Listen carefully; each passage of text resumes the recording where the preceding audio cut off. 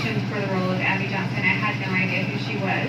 So I got a couple of pages of the script to do the audition, and I thought that the character was really funny and kind of witty, and I just thought she must be a really charismatic person. So I decided to look her up. I only knew that she worked at Planned Parenthood, and when I looked up Abby Johnson's testimony, for the very first time, I understood what actually happened during an abortion procedure. That was on an ultrasound screen. And once I heard that, I was very spiritually convicted, and I felt like God was calling me to be a part of this movie and make sure that it was shared with the world. 6 years ago, we were approached with a, can you hear okay? 6 years ago, we were approached with a best-selling book, and we read the book and learned about the story of Abby Johnson, and immediately we wanted to make this movie 6 years ago. But we do everything through prayer, and through prayer, we felt that God was very specifically saying to us, not yet. He didn't say no, he said, not yet. And we didn't understand that, and some members of the production team were a bit unsettled with that because they were anxious to make the movie right away. But in doing so, in being patient, and in waiting on God's time and not on our time, we realized, especially in the political scene, that abortion has become something worse and worse as far as the legalities in the United States, in Canada, in other countries. And we know that it's for a time such as this now that this story of Abby Johnson needs to be told, not just in the United States, where laws, like I said, are becoming worse when it comes to abortion. For example, in the state of New York, a law has been passed. Can you explain that one, the actual law in New York? So in the States, abortion is legal, as you may know. In the state of New York, it is now legal through all 9 months of pregnancy. And even up until the point that a baby is born, that it can be left on a table unattended to die. There are other states that are passing legislation that will legalize abortion to this extent, but there are other states like Georgia and Alabama that are fighting against abortion to hopefully make it illegal in some states. But ultimately, Unplanned is about changing hearts. It's not just about the restrictions or the politics of it or legislation. Unplanned is about reaching the hearts of people, because abortion is a heart issue. And in order to change people's minds about it, you have to convince them of the humanity and the sanctity of life within the womb. So, thank you. So with that, we knew as movie makers wanting to tell this story that it was time, that it was God's time, when not just the U.S., but many other cultures, many other countries. For example, in the Philippines, it's illegal. It's never been legal, but we know that as time goes by, there's more and more pressure politically to make abortion legal. And we're not stupid. You're not stupid. Everyone knows that abortion is happening illegally. Back alley abortions, illegal abortions. Okay, so we want to expose the truth about this topic so that politicians, the people, can see for the first time on the big screen what abortion really does to the baby, to the mother, to the father, to the community, to the society, how it impacts us in a very, very negative way. So that's why we as filmmakers wanted to make this movie and make sure that we were doing it in God's time. First off, just talking about this is pretty hard, especially in like a Catholic country such as the Philippines. Do you think the term pro-choice? Sorry, there it is. Sorry about that. Yeah, The term but pro-choice is much of like masking it. I do, because if you've ever heard Lila Rose from Live Action, who she works with the UN, she says if we're talking about being pro-choice, what is the choice? Well, the choice is ultimately to take an innocent life, and it is choosing one life over another. So I do agree with you. I think that the word itself, it does just mask the reality of what that choice is. If you're going to talk about pro-choice, then what's the choice?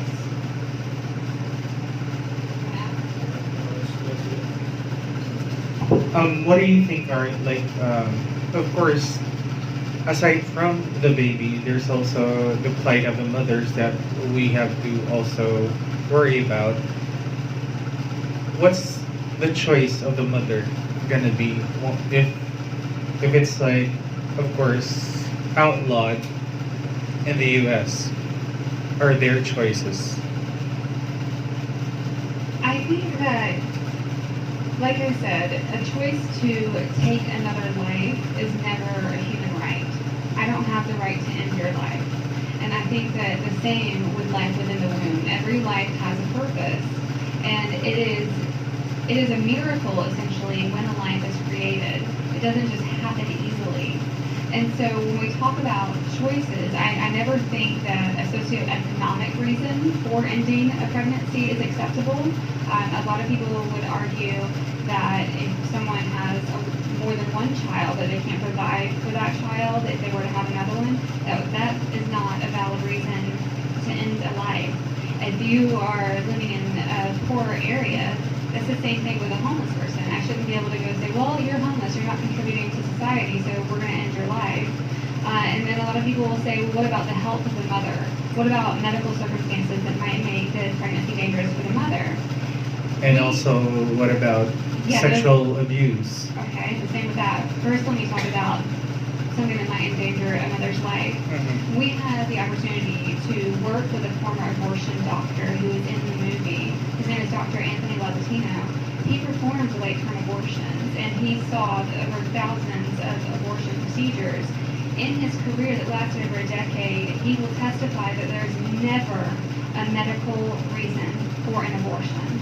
There is the necessity to induce labor or to perform a cesarean, but there is never a medical reason to perform an abortion that ends the life of that child intentionally. So that's the medical analysis of that.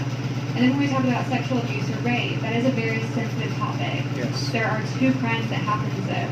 The first one is the crime against the mother. She has been sexually assaulted. But a crime against the mother does not validate a crime against a child. This crime is one that people would argue she should have the right to terminate their pregnancy. But that is an ending a life. We are giving someone a reason to commit another crime on top of an already heinous crime. I believe that rapists should be prosecuted to the fullest extent of the law. But I don't think that an innocent child should be held accountable for the crimes committed by the father. None of us are so privileged as to choose who our parents are. You brought up the question about Catholic Christian perspective in an island, in a country such as the Philippines. Very, very important. Of course, 86% of this nation identifies as being Catholic Christian. And we as Catholic Christians believe that life begins at the moment of conception, and that life is to be respected from the moment of conception to natural death. Well, of course, there is now that spiritual aspect that needs to be taken into consideration, because we are spiritual beings, all of us, every one of us. Okay, so therefore, if you're approaching this with a spiritual approach, you're going to be convicted, of course, and you're going to need to pray. You're going to need to go deep. You're going to go to realize this child is a human being, okay, from the moment of conception. So, in the matter of choice, who's going to stand up for the choice of this baby? It's not, in my word, a fetus. It's a baby. It's a child. And there is that spiritual element that I don't want us to forget here in this conversation. It's not easy, because everyone is not approaching things with a spiritual perspective necessarily, right? In this culture, it's certainly in the United States, where abortion has been legal since 1973, it's not approached with a spiritual attitude. But here, of course, I know that it is. And I know for us as filmmakers, it also has been approached in that way. So when you see the movie Unplanned, it's no secret that it's a faith-based approach towards the topic of abortion, yet we're telling the true story of a woman who comes from a Christian pro-life household, okay? And something like 63% of abortions that take place in the United States, where 3,000 babies are aborted every single day, 3,000 a day that are documented, that we know about, okay, come from pro-life Christian homes. So there's that element of taboo, that element of shame, okay? And that's a very big problem, okay? We shouldn't be shamed because there was an unplanned pregnancy, okay? Certainly, back to the issue of rape. I have a dear friend, Pam Stenzel, pamstenzel.com. And Pam is a pro-life speaker. She speaks to 500,000 students every year face-to-face in schools and conferences and young people rallies. And she asks the questions about abortion. And she'll ask certain situations of abortion. And when she gets to rape, okay, she saves it till last. Almost every hand goes up when she asks the question, do you think it's okay to abort in the matter of rape? And just about at this point, every student's hand goes up. And now they love her, and it brings them to tears when she says, well, I want you to know that my father is a rapist. And at 15 years old, my mother was raped. But instead of having an abortion, she believed that I was a baby and not just a fetus, and that I was to be put into adoption. And at that point, boy, this is my friend.